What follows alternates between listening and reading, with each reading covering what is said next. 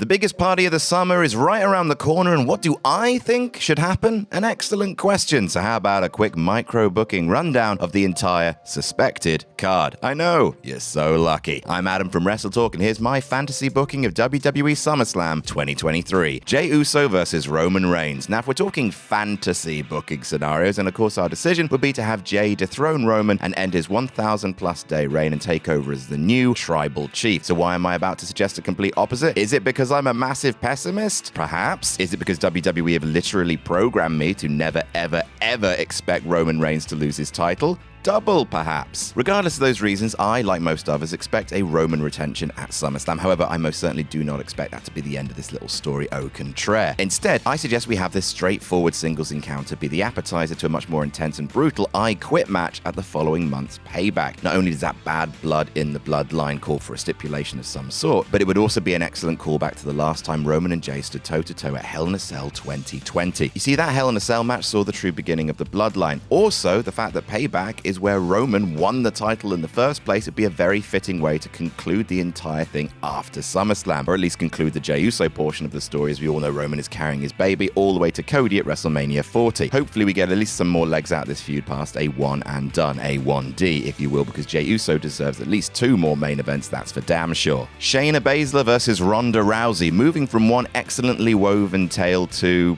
another. Okay, no, this has been about as paint-by-numbers of WWE stories you can get. Random tag betrayal, attempts at justification by the betrayer, then finally a blow-off match, all done very quickly. While we obviously had way higher hopes for an eventual Shayna Baszler versus Ronda Rousey program, that can't happen for reasons, and this is what we've been given, so how should it play out? Well, considering Ronda is most likely off-ski from WWE post-SummerSlam, then quite clearly there's only one booking decision to be made. Squash match. A squash match, so much more squash that effectively writes off Rousey from WWE forever. You can re-establish Shayna Baszler as the Queen of Spades, the NXT dominator that ran through all comers for almost 3 years on the black and gold. While Vince McMahon's booking made sure that Baszler was never again that level of threat, there is still more than enough time for Triple H to build her back up, but it quite simply must come at the expense of her bestie Ronda, hopefully giving the pair's close relationship. Ronda has the same perspective, and while it's doubtful considering that Ronda's going back to UFC, apparently there's nothing to gain in WWE from a Rousey win, other than a very miffed Ford Field crowd. Logan Paul versus Ricochet versus LA Knight. Yeah, now your eyes and ears do not deceive you. There is in fact a megastar in the middle of this Logan Paul Ricochet sandwich. Yes, as much as Ricochet versus Logan Paul is going to be fun, and all will no doubt provide a viral moment or two, a sprinkle of LA Knight certainly can't hurt it. Even better would be to have Knight score the win in this match, perhaps even leading to a singles program between him and Paul. Would allow Knight to remain in the spotlight where he belongs and prevent Logan from winning a world title anytime soon, which is always appreciated. While I don't believe WWE will in fact add Knight, probably something to do with the US Championship most likely, it would add some well-needed intrigue. Right now, this match just kind of feels like a way for Paul to finally get a win again in WWE, something he hasn't done since The Miz at last year's SummerSlam. Regardless whether Knight wins or not, adding him to the match at the very least gets him on the card, and that's enough. When your dark segment on SmackDown is getting more views than the actual segments on the show itself, I think it's time to take the hint, WWE. We want, nay, we demand more LA Knight.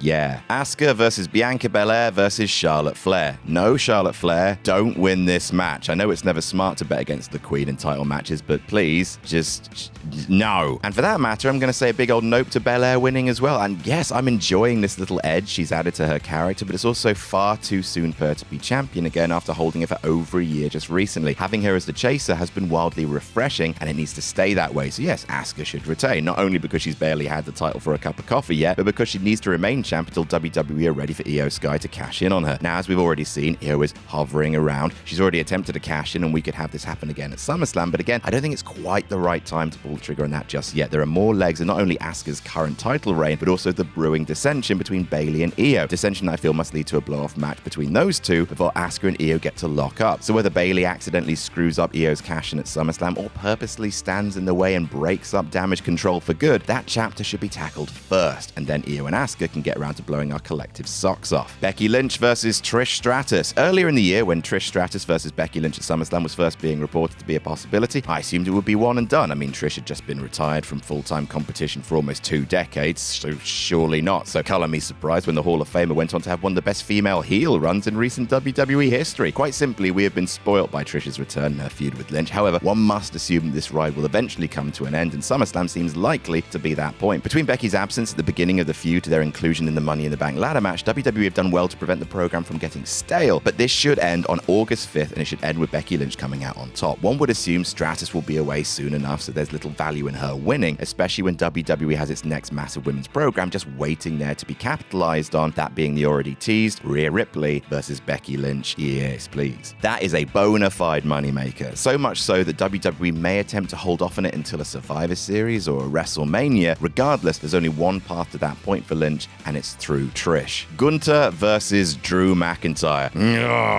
In another time, Drew McIntyre would more than make the perfect foil for Gunther in his IC title. However, with the Austrian being only 2 months shy of breaking Honky Tonk Man's record, WWE surely aren't gonna pull the trigger here, are they? Come on. I mean, one could imagine if Drew is to take the L here, then surely it must come in a fashion that also protects him somewhat, while also maybe tapping into the recent shared history with another big fella on the roster. That's right, while Sheamus resides on SmackDown, who cares about the draft anymore? Have the Brawling Brutes return to even the odds with Imperium, only to accidentally become the reason Drew walks out without the IC title. While I know that we've seen Drew and Sheamus entangled together for quite some time, it's a winning formula, so why deviate? Heck, give us Drew versus Sheamus versus Gunther Part 2 while you're at it. Also, the only person to dethrone Gunther should be Sheamus eventually, so that's what I think about that. Seth Rollins versus Demon Balor, open brackets versus Damian Priest, close brackets. 7 years on from the cruel injury that derailed Finn Balor's time as the top guy in WWE, SummerSlam 2023 presents WWE the chance to right those wrongs, but it also presents the chance for something truly memorable in terms of plot twists. While Demon Balor is no longer the force it was when Finn won his first and only world title 7 years prior, it would certainly make for a nice callback to 2016. While they did a bit of this at Money in the Bank, WWE needs to draw on the history of that original encounter. We need to truly feel like this is Finn's redemption story, and then, just when it seems that story is going to have a poetic conclusion, out comes the punishment of the Judgment Day and send your Money in the Bank, Damian Priest. That's right, not only are we calling on Finn's history, but Rollins too, and what is undoubtedly Rollins' most memorable career moment, the heist of the century at WrestleMania 31. So how poetic and how cruel would it be for that moment to be replicated by Priest as he cashes in mid-match, not only deny his friend Finn Balor his sweet revenge, but also give Rollins a taste of his own medicine. While I would genuinely feel so bad for Balor and do want him to reach the mountaintop again, that is just far too juicy a prospect to turn down. Rhea Ripley versus Raquel Rodriguez. Speaking of the Judgment Day, Rhea Ripley has her own business to attend to at the biggest party of the summer, defending her women's world title against the lady with the most impressive back in all of WWE, Raquel Rodriguez. She sure loves